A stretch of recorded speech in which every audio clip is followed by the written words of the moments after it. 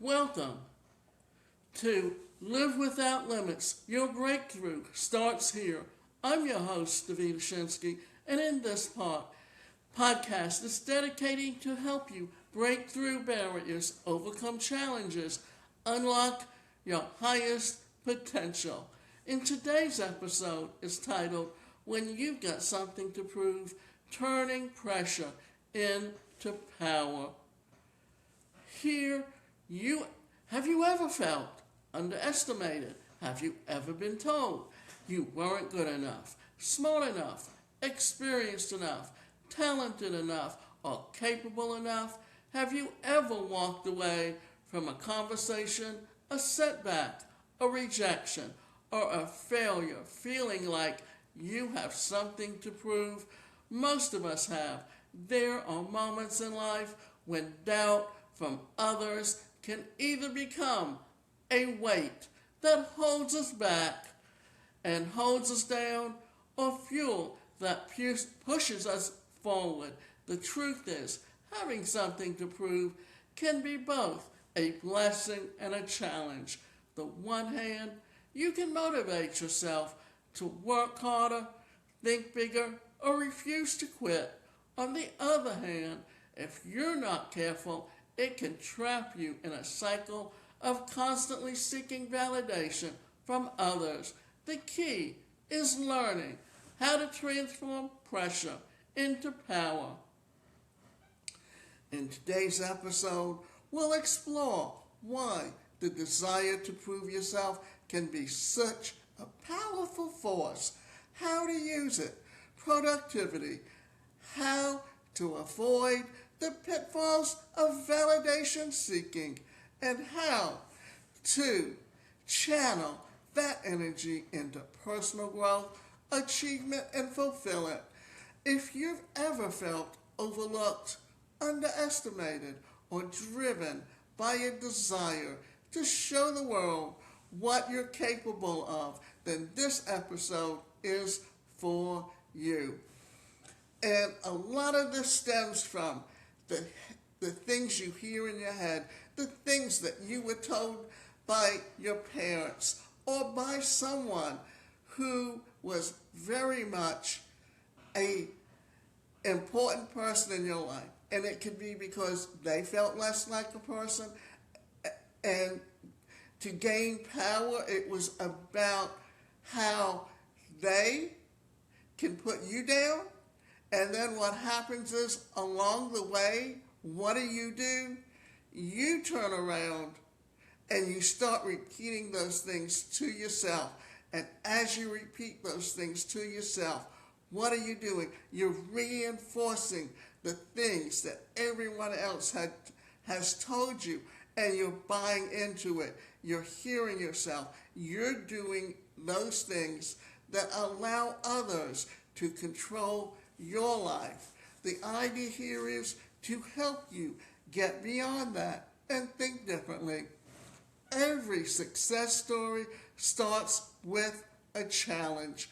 Every great success story begins with a challenge. Behind every accomplishment, or rather, every accomplished entrepreneur, athlete, artist, leader, or innovator is a moment when someone doubted themselves. Perhaps they were rejected. Perhaps they failed. Perhaps they faced criticism. Perhaps they were told that their dream was unrealistic. What separates successful people from everyone else is not the absence of doubts. It's the response to it. Some people hear criticism and quit. Others hear criticism and become determined. When someone says you can't do it, successful people often respond internally with, "Watch me." And that was me. The desire to prove yourself can become a powerful source of motivation. It can inspire discipline. It can inspire resilience. It can inspire persistence. The challenge is making sure you're proving something for the right reasons, because there is a significant difference between proving others wrong and proving yourself right. One creates a temporary satisfaction, and the other creates a lasting fulfillment. Now, what I'm going to do is talk about here a little bit about personalities, because that's what fits into how you respond to the things that people tell you. For one thing, if someone told me I couldn't do anything because I'm an extrovert, because I have a very outgoing personality, because I'm the type of person who, when you tell me I can't do something, what am I going to do? I'm going to be challenging myself to prove you wrong. And many times I have done that. But that is one of the reasons why I was able to break the cycle of what my family was doing to me. Because I grew up in a family where my mother was very negative, and a lot of that came from what her mother was like, and she was just repeating what was done to her, to her children. The difference is that I have a disability, and because I have a disability and I grew up in a time when there were laws, or rather there were no laws that allowed people with disabilities to have an education or have gainful employment, then I chose to meet the challenge. Now, my sister is only deaf, and there were more opportunities for her in the workplace, but because she was very much of an introvert, and she was the type of person that was the peacemaker and wouldn't make waves, she went along with the things they told her. She never completed her education. She never held down a job long enough to build up financial security or even pay into Social Security. So she lives on Social Security survivor's benefits because my father passed away while we were still young, and we went on Social Security. And in the process, what happened was that because at a very young age she was always being shipped off to school because she needed to go to deaf schools where she could get the right education, and she always felt isolated, and she lived in during the week and only went home on weekends, and she never had a permanent home that she went to. She was shuttled from one place to the other. And because my mother had the mentality of being poor, she constantly was telling you how you're being poor. She literally bought into that. And today she's so lost. She has no idea how to take care of herself, how to cook, how to do anything, because she became so totally dependent on my mother. And because I was too independent, that my mother refused to help me along the way, especially when I tried to tell her what I wanted to do with my business. And then what did she do? Well, she decided that because I only wanted her money. And it was not really my mother's money. It was money that my father earned and set up in investments to make sure we would be taken care of financially. Because he passed away in 1970, and it wasn't until the mid-70s that you started seeing the laws change. And had he lived long enough, I'm sure he would have changed his will to make sure that we were taken care of. Not that my mother had the right to put my sister in charge, who is so bitter and so angry and so jealous of her sisters and so jealous of everyone in general, that instead of making sure that her sisters have what they do, she is abusive, and especially she's abusing us financially in that she's refusing to do the right things that need to be done to help us. So these are things that can happen if you allow yourself to continue to be abused. That is why we need to look at what's going on in our lives and how we can take better control over it. Now, why we feel the need to prove ourselves. Let's talk about where this drive comes from. Many people develop a desire to prove themselves after experiencing rejection, failure, criticism, betrayal, being overlooked, being underestimated, personal setbacks. These experiences can create a powerful internal dialogue, a voice that says, I'll show them. And while that motivation can be effective in the short term, it often masks something deeper: the need for approval, the desire for recognition, the longing to be seen and valued. The problem is that external validation is never fully satisfying. No matter how much success you achieve, if you're chasing approval, you'll always need more. Someone will always criticize. Someone will always doubt. Someone will always question your choices. That is why the power comes when your motivation shifts. Instead of asking, how do I prove them wrong? You begin asking, how do I become the person I'm capable of becoming? That shift changes everything.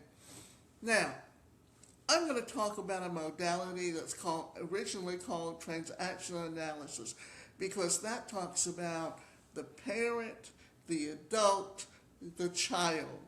The child often says, I want. Think of all the wants you said in your lifetime. The parent always told you your shoulds, or the things that you should always do. Write down all the things that you've been told that you should do, or that you as a parent have told your child, all the things they should do. And then look at the adult, because the adult says, I am able to. And look at the things that you tell yourself that you're truly capable of doing. The idea there is to look at where those conflicts are, because those conflicts are the things that really hold you back and stagnate you. Because what happens is you'll set a goal, you'll start working on that goal, and then along the way, all the things you hear in your head keep coming forward and keep coming forward. And so then what happens? You stop, and because you have all those fears. You fear that failure.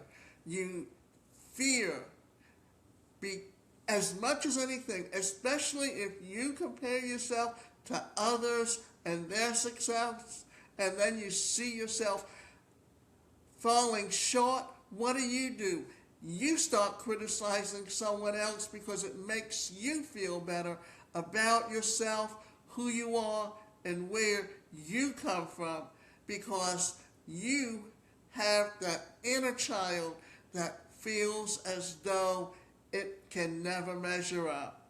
Now, let's talk about the pressure that can crush you or create you, because that's where we get down to the nitty-gritty of how you react to what's going on around you, and whether or not you can take control over your life. So pressure is one of life's most powerful forces. Think about a diamond. Diamonds are formed under immense pressure. Without pressure, there is no transformation. The same principle applies to personal growth. Pressure reveals character. Pressure exposes weaknesses. Pressure develops strength. And pressure teaches resilience. The people who achieve extraordinary things are not people who avoid pressure. They learn how to use it. Instead of viewing pressure as an enemy, they see it as a preparation. When challenges arise, they ask, what can I learn? How can I improve? How can this experience make me stronger? Pressure becomes productive when you stop resisting it and start learning from it. Every obstacle contains a lesson. Every setback contains an opportunity. Every challenge contains the possibility of growth. Now, have you ever thought of when we talk about the laws of attraction and affirmations and the things that you tell yourself? Because if you have a lot of negative thoughts, how are you going to change that and turn that around and repurpose it so that what are you doing? You are beginning to build self-confidence, beginning to look at yourself and see yourself in such a way that you find success in who you are, in where you come from, and how you can reach those goals for yourself. We don't often think about how we can turn things around and get ourselves in that purpose of where we are today, and how we can take and retrain ourselves, because those thoughts that you have in your head, the things that you've heard people tell you over and over again all your life, you can reprogram. Instead of hearing all the negative things, you can change them into a positive affirmation.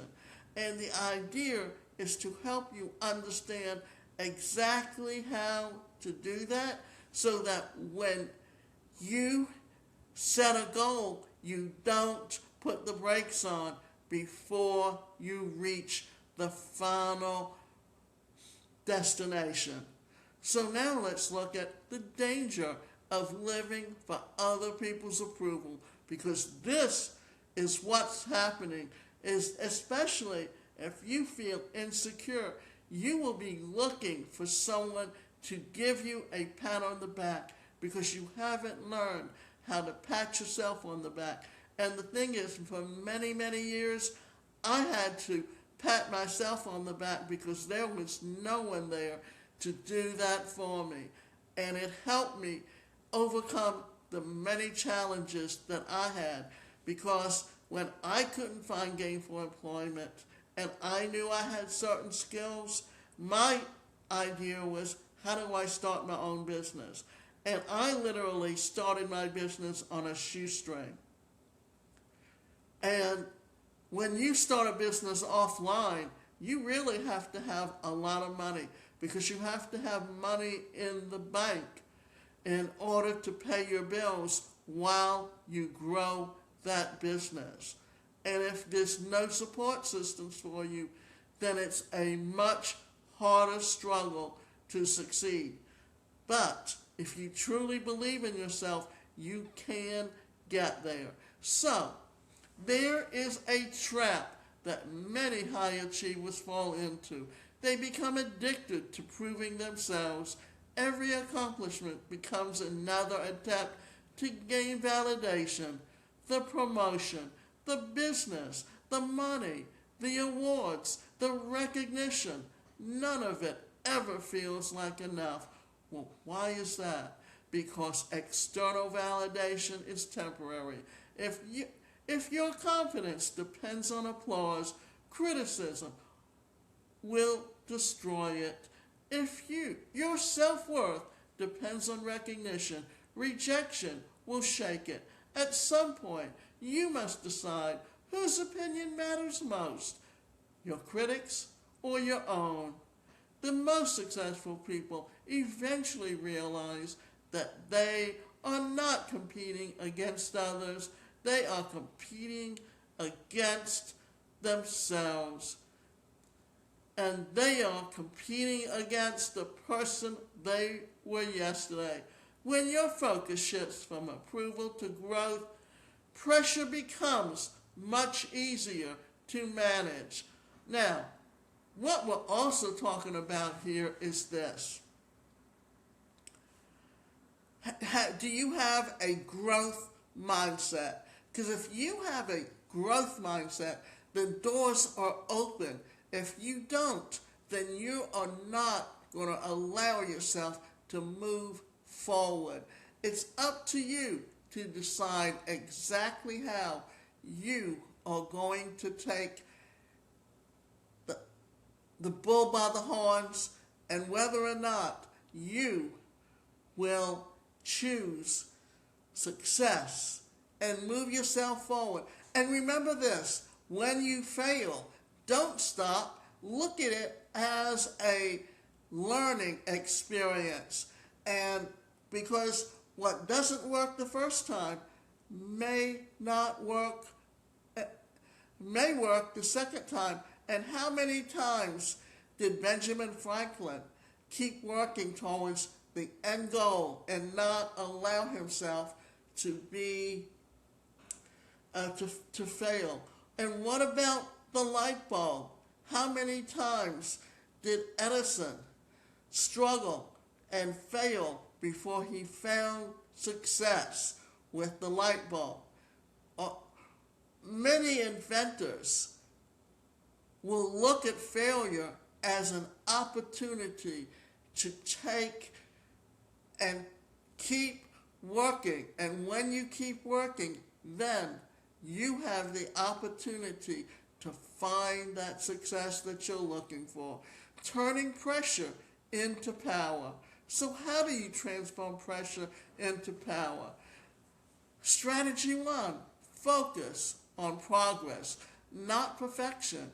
Perfection creates stress. Progress creates momentum. Instead of trying to prove you're perfect, focus on becoming better every day. Use doubt as fuel. When people doubt you, don't become bitter. Become better. Let criticism motivate your preparation. Let setbacks strengthen determination. Let challenges sharpen your focus. Strategy number 3, develop unshakable self-belief. Confidence doesn't come from success. Confidence comes from keeping promises to yourself. Every time you follow through on a commitment, you strengthen trust to yourself. Strategy number 4, control what you can control. You cannot control other people's opinions, market conditions, unexpected setbacks, criticism, but you can control your effort, your attitude, your preparation, your persistence. Focus on energy where it matters most. Strategy number 5, build resilience. Resilience is the ability to keep moving forward despite obstacles. The strongest people aren't those who never fail. They're the ones who keep going after failure. And that's where you have to begin to realize that you can take better control of your life. And when you take control of your life and you look at failure as a stepping stone, as a learning experience, let me give you a little bit of an experience of something that happened to me. I, as a child, didn't realize that one of the reasons that I struggled with math was that sometimes I write the wrong numbers down, because sometimes what I see and what I write down can be two different things.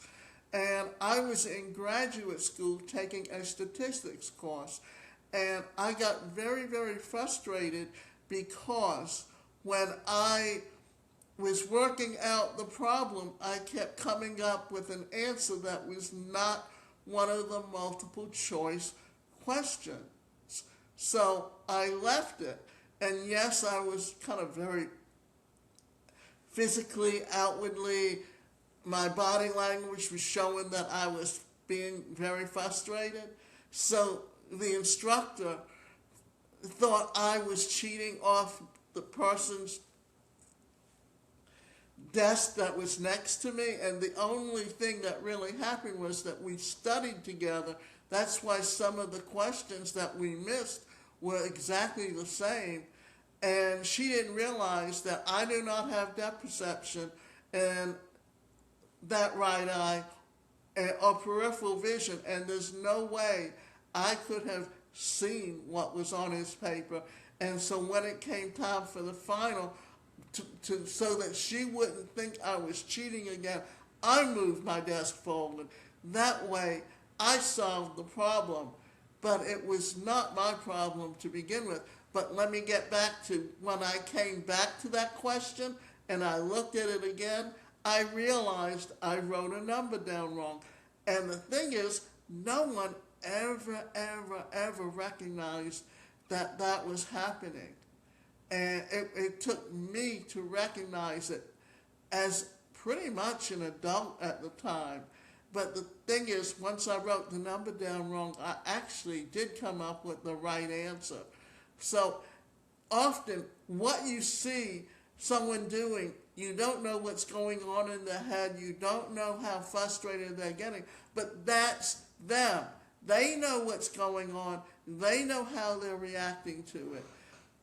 It's often a situation where we have to understand where we're coming from and why we react the way we do. Now, let's talk about your greatest competition, and that competition is you. Think about an athlete, especially like a baseball player. When they come up three times to bat, they can probably maybe hit the ball one time out of three. But if you actually look at statistics, they can have a dry spell. Either they can let that play with their head and struggle even more, or they can block it out and just concentrate on what they're doing, because they will break out of that eventually. Recognizing that helps you understand that you too, there's going to be times that you may have writer's block, or you may have a block that affects your thought processes. Recognizing those things helps you get from where you are to where you want to be. So one of the most freeing realizations in life is understanding that you don't have to prove yourself to everyone. You need universal, or rather, let's say it this way, you don't need universal approval. You don't need everyone to understand your vision. You don't need permission to pursue your goals. The only person you truly need to convince is yourself. Your greatest competition isn't another entrepreneur. It's not another coach. It's not another leader. It's the version of you that settles, the version that plays small, the version that quits too soon, the version that lets fear win. Every day presents an opportunity to become stronger, wiser, and more capable than you ever were yesterday. That's the competition that matters. You are working against yourself, building a legacy through purpose. Eventually, something remarkable happens. You stop chasing proof. You start pursuing purpose. Your focus shifts from impressing others to impacting others. You become less concerned with what people think and more concerned with the difference you're making. That is where true fulfillment begins. Purpose provides a deeper source of motivation than validation ever could. Purpose sustains you when challenges arise. Purpose keeps you moving when progress feels slow. Purpose transforms ordinary effort into extraordinary achievement. And as we wrap up today's episode of Live Without Limits, remember this. There will always be people who doubt you. There will always be obstacles. There will always be moments when life challenges your confidence. But pressure doesn't have to break you. Pressure can build you. The next time you feel like you're going or you've got something to prove, pause and ask yourself, am I trying to prove others wrong? Or am I trying to become the best version of myself? One path seeks validation, the other creates transformation. And what we want is to choose transformation. Choose growth. Choose resilience. Choose purpose. Because when you learn to turn pressure into power, there are no limits to what you can achieve. Thank you for joining me for today's episode. When you've got something to prove, turning pressure into power. Until next time, keep growing, keep believing, and keep living without limits. This is your host signing off. So stay focused. Stop and remember, your greatest strength often emerges from life's greatest challenges.